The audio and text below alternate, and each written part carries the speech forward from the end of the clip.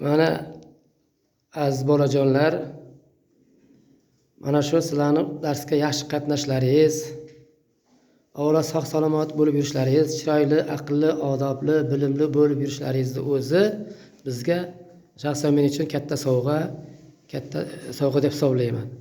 Hozir men sizlardan mana bu bayramlarga yoki tug'ilgan kunlarga hech qanday sovg'a kutmayman.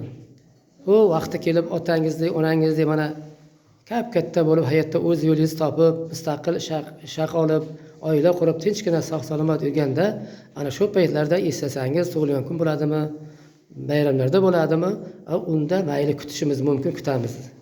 Chunki o'sha bizni qattiqqo'llik qilib deymizmi, bilim olish uchun mehribonlik qilib deymizmi, qo'limizdan kelgancha sizga bilim berganlarni qaysidir ma'noda qabul qilgan bo'lsangiz, o'sha xulosangizga qarab, o'sha o'zingiz fikringizga qarab amalga oshirsangiz bo'ladi.